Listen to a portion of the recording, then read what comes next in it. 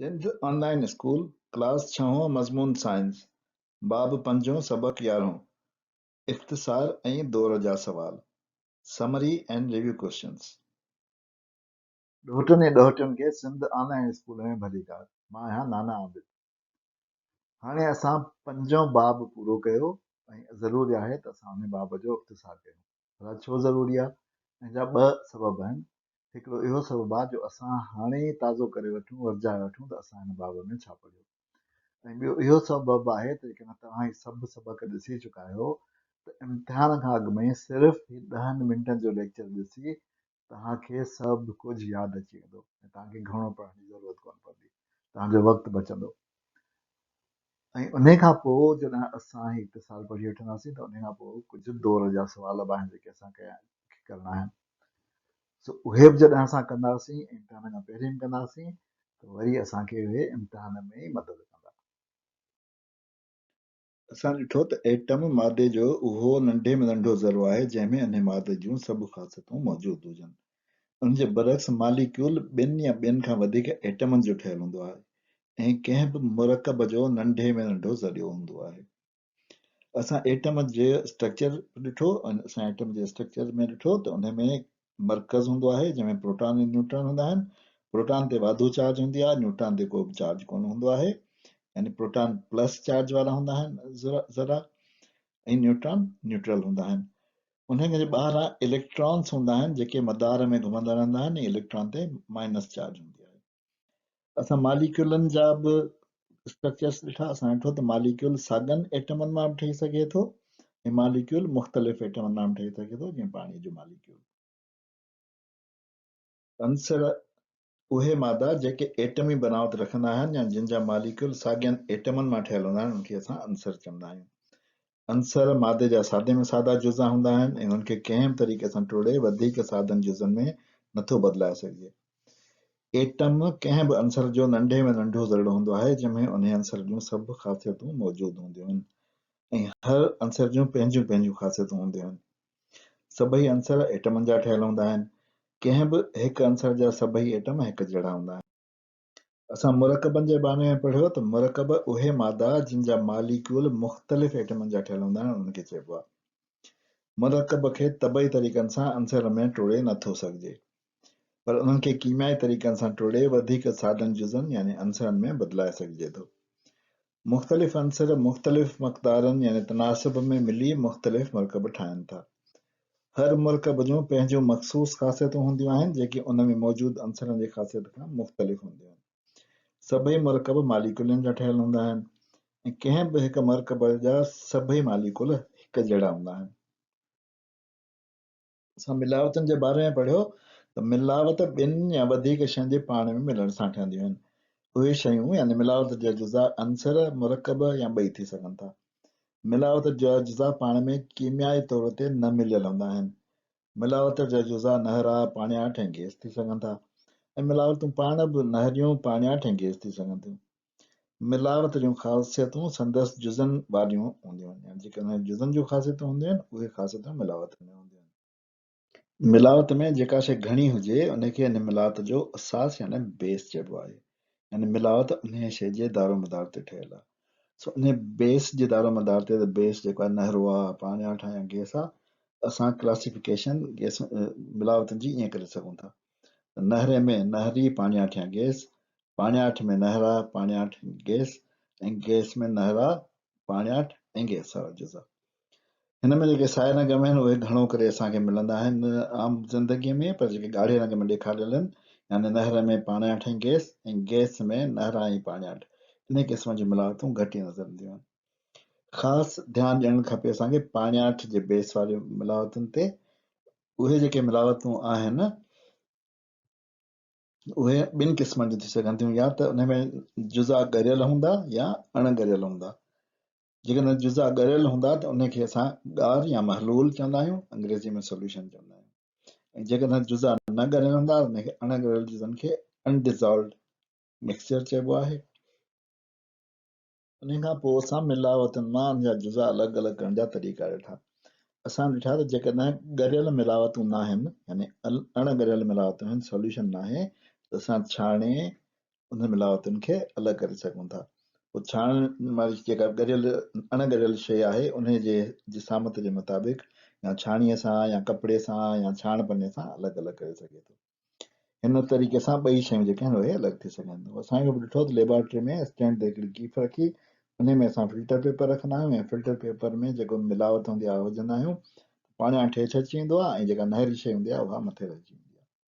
असां ॾिठो त क्रिस्टलाइज़ेशन जे अमल सां असां जेको आहे नहरुनि शयुनि खे हासिलु करे सघूं था, जेकॾहिं असां उन पाणियाठ खे जंहिंमें ॻरियल शइ मौजूदु आहे यानी सोल्यूशन आहे, ॻार आहे, त उन सोल्यूशन खे असां बॉइल करे यानी टहिकाए उन मां सोल्यूशन खे एवापोरेट करे यानी सुकाए छॾींदा आहियूं। उन खां पोइ उनखे जॾहिं थोरो बचंदो आहे त उनखे छॾींदा आहियूं, हवा में सॼो सुकी वेंदो आहे ऐं पाणियाठनि में का बि न बचंदी आहे, बाक़ी जेका नहरी शइ आहे उहा बची वेंदी आहे।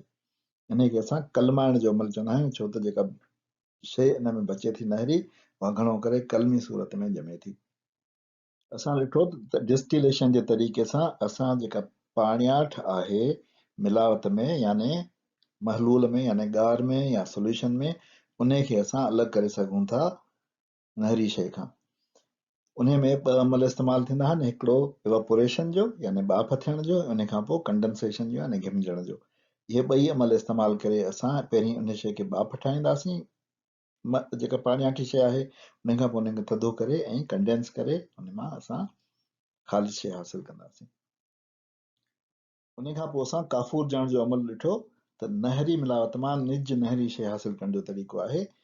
कुझु शयूं जीअं आयोडीन, काफ़ूर, अमोनियम क्लोराइड या ख़ुश्क बर्फ़ वग़ैरह उहे सबलाइम थींदियूं आहिनि, उनजी सब्लिमेशन थींदी आहे, यानी उहे डायरेक्ट जेको आहे उहो नहरी शइ मां गैस में तब्दील थींदियूं आहिनि, उहे विच में पाणियाठ में कोन तब्दील थींदियूं आहिनि। सो उन जे करे असां जेकॾहिं अहिड़े नहरी मिलावट खे जंहिंमें सब्लिमेबल शइ मौजूदु आहे उनखे जेकॾहिं असां कंहिं थांव में विझी गरम कंदासीं, मथां कीफ रखंदासीं त उन कीफ में उहे बुख़ार जल जेके आहिनि काफ़ूरियल बुख़ार उहे जमा थींदा, उहे थधी थी ऐं ॼमियल निज शइ ठही। असां रंग तजज़ाती कागज़ यानी पेपर क्रोमेटोग्राफी जे बारे में ॼाण हासिलु कई। असां ॾिठो त मिलावट में नहरनि जज़नि जे मक़दार जे तयन लाइ इस्तेमालु थींदो आहे इहो तरीक़ो, ऐं इहो घणो करे लेबोरेटरी में चकास जी तकनीक आहे। इन जो उसूल आहे त शयुनि जी कागज़ में जल थियण जी रफ़्तार मुख़्तलिफ़ आहे। उन जे करे असां ॾिठो त जेके शयूं कागज़ में जज़्ब थियनि थियूं उहे मुख़्तलिफ़ स्पीड जे करे अलॻि अलॻि थी थियूं आहिनि कागज़ ते जमा थियण वारियूं। ऐं असां अहिड़े तरह ॾिसो त रंग जेके आहिनि उहे कीअं अलॻि थी विया कारे रंग मां ऐं ॿियनि रंगनि मां। इन मुख़्तसिर जाइज़े खां पोइ हाणे असां दौर जा सुवाल आसानी सां करे सघूं था। अचो त असां दौर जे सुवालनि खे थोरो ॾिसूं। हेठियनि मां कहिड़े ज़रिए ते वाधू बिजली चार्ज हूंदी आहे? प्रोटॉन, न्यूट्रॉन, इलेक्ट्रॉन या एटम? इन सवाल जे जवाब लाइ असां जेको ख़ाको ॾिठो एटम जो उनखे ज़हन में आणींदासीं त असांखे ख़बर पइजी वेंदी त किथे माइनस चार्ज आहे ऐं किथे प्लस चार्ज आहे। ॿियो सवाल, मैगनीज़ लाइ कीमिया निशानी कहिड़ी आहे? Mn, Mo, Ma या Mg? उहे आंसर जंहिंजे निशानियुनि में पहिरियों अखर साॻियो हूंदो आहे, पहिरियों लेटर साॻियो हूंदो आहे, असां उनजे नाले जे अॻियां वेंदा आहियूं त अॻियां उन में जेको आहे छा आहे। हाणे जेकॾहिं असां ॾिसूं त हिननि मां जेके आहिनि Mn उहो मैगनीज़ जो आहे, Mo मॉलिब्डेनम जो आहे, Ma कंहिं बि आंसर जो कोन, अञा ताईं अहिड़ो को आंसर पैदा कोन थियो आहे, ऐं मैग्नीशियम जो Mg आहे। इन हिसाब सां तव्हां जेको आहे हुनजो जवाबु ॿुधाए सघो था त हिन सुवाल जो जवाबु छा आहे। हेठियनि आंसरनि जा नाला ऐं निशानो जदवल में लिखी ॾेखारियो। मूं ही लिखी ॾेखारियूं आहिनि। Na जेको आहे सोडियम आहे, छो त हिनखे नाइट्रम असुलु नालो आहे लैटिन में। एल्यूमिनियम Al आहे, C कार्बन आहे, Cl क्लोरीन आहे, O ऑक्सीजन आहे, H हाइड्रोजन आहे, Ne नियोन आहे, F फ्लोरीन आहे, Ca कैल्शियम आहे, N नाइट्रोजन आहे। इहे तव्हांखे नाला यादि रखणा पवंदा। हेठियनि जा ॿ मुखी फ़र्क़ ॿुधायो, धातु ऐं गैर धातु, मिलावतूं ऐं मुरकब, एटम ऐं मालिक्यूल। हिननि सवालनि जे जवाब हासिल करण लाइ तव्हांखे धातु ऐं गैर धातु जे बारे में सबक नंबर 3 ॾिसणो पवंदो। मिलावत ऐं मुरकब जे बारे में सबक नंबर 4 तव्हांखे ॾिसणो पवंदो हिन ई बाब जो। ऐं एटम जे बारे में तव्हांखे सबक़ नंबर पहिरियों ॾिसणो पवंदो हिन बाब जो, ऐं तव्हां जेको आहे पाण उहे 2 या हुन खां वधीक मुखी फ़र्क़ ॿुधाए सघंदो। हेठियुनि मिलावतुनि खे संदसि अलॻि जुज़नि में विरहाइण लाइ तव्हां कहिड़ा तरीक़ा यानी अमल इस्तेमालु कंदा, उहे तरीक़ा तफ़सील सां बयानु करे ॿुधायो। अलिफ खंड ऐं पाणी जी मिलावत, बे पाणी ऐं लोह जो बूरो। हाणे जेकॾहिं असां खंड ऐं पाणी जी मिलावत खे ॾिसंदासीं त उहो ॻाढ़ आहे, उहो ॻरियल आहे, पर पाणी ऐं लोह जो बूरो उन में ॿई अणॻरियल जुज़ आहिनि। सो हिन ॻाढ़ में जेको आहे खंड ऐं पाणी जी मिलावत वारो ॻाढ़ आहे, उन में आहिनि पाणी ऐं खंड। हाणे असांखे जेकॾहिं पाणी खपे, पाणी अलॻि करिणो आहे, असांजी ज़रूरत पाणीअ जी आहे, त असां छा कंदासीं, उहो अमल कंदासीं जंहिंसां पाणी असांखे मिली सघे। उन लाइ मां त तव्हांखे डिस्टिलेशन जो अमल ॿुधाईंदुसि, जेकॾहिं ॿियो को अमल आहे त उहो बि तव्हां सोचो ऐं डिस्टिलेशन जी तफ़सील ॿुधायो। जेकॾहिं असांखे खंड खपे, पोइ असां छा कंदासीं, खंड खपण लाइ असांखे क्रिस्टलाइज़ेशन करणी आहे। बिल्कुलु